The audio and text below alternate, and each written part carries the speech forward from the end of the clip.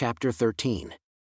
And now as I said unto you that after King Mosiah had done these things, he took the plates of brass and all the things which he had kept, and conferred them upon Alma, who was the son of Alma, yea, all the records, and also the interpreters, and conferred them upon him, and commanded him that he should keep and preserve them, and also keep a record of the people, handing them down from one generation to another, even as they had been handed down from the time that Lehi left Jerusalem. Now when Mosiah had done this, he sent out through all the land, among all the people, desiring to know their will concerning who should be their king. And it came to pass that the voice of the people came, saying, We are desirous that Aaron thy son should be our king and our ruler. Now Aaron had gone up to the land of Nephi, therefore the king could not confer the kingdom upon him. Neither would Aaron take upon him the kingdom, neither was any of the sons of Mosiah willing to take upon them the kingdom. Therefore, King Mosiah sent again among the people, yea, even a written word sent he among the people. And these were the words that were written, saying, Behold, O ye my people, or my brethren, for I esteem you as such, for I desire that ye should consider the cause which ye are called to consider, for ye are desirous to have a king. Now I declare unto you that he to whom that the kingdom doth rightly belong has declined and will not take upon him the kingdom. And now, if there should be another appointed in his stead, behold, I fear there would arise contentions among you. And who knoweth but what my son, to whom the kingdom doth belong, should turn to be angry and draw away a part of this people after him, which will cause wars and contentions among you, which would be the cause of shedding much blood and perverting the way of the Lord, yea, and destroy the souls of much people. Now I say unto you, let us be wise and consider these things. For we have no right to destroy my son, neither should we have any right to destroy another if he should be appointed in his stead. And if my son should turn again to his pride and vain things, he would recall the things which he had said and claim his right to the kingdom, which would cause him and also this people to commit much sin. And now let us be wise, and look forward to these things, and do that which will make for the peace of this people. Therefore, I will be your king the remainder of my days. Nevertheless, let us appoint judges to judge this people according to our law, and we will newly arrange the affairs of this people. For we will appoint wise men to be judges that will judge this people according to the commandments of God.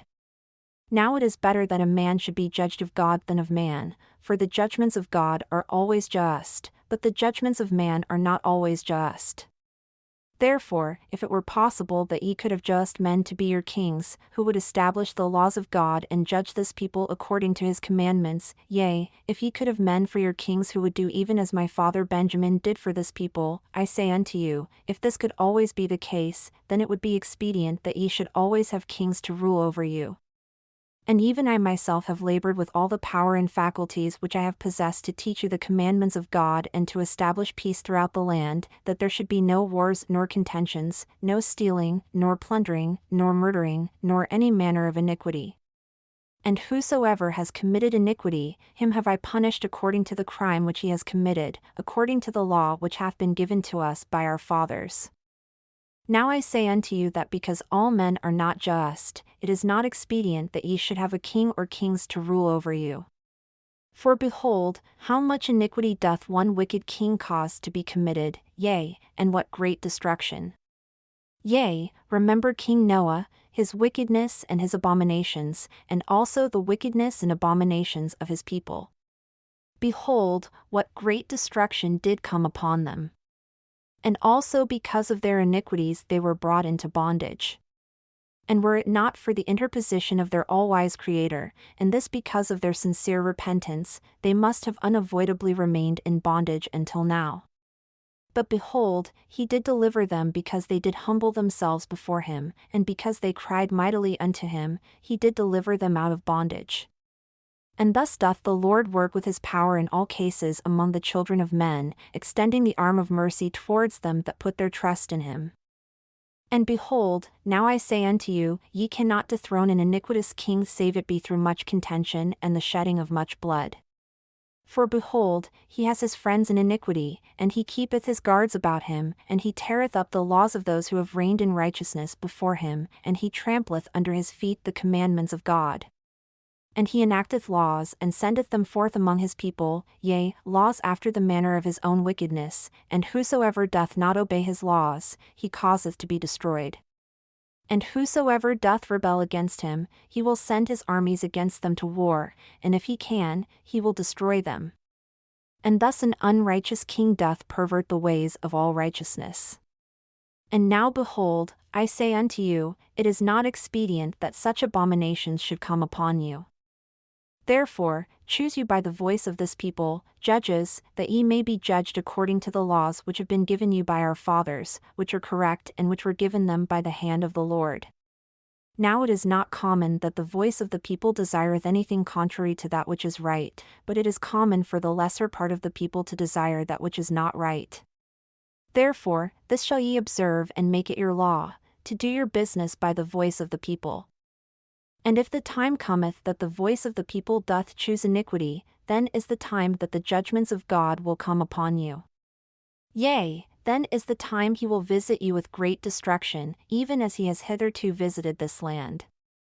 And now, if ye have judges, and they do not judge you according to the law which has been given, ye can cause that he may be judged of a higher judge. If your higher judges do not judge righteous judgments, ye shall cause that a small number of your lower judges should be gathered together, and they shall judge your higher judges according to the voice of the people. And I command you to do these things in the fear of the Lord. And I commanded you to do these things, and that ye have no king, that if these people commit sins and iniquities, they shall be answered upon their own heads.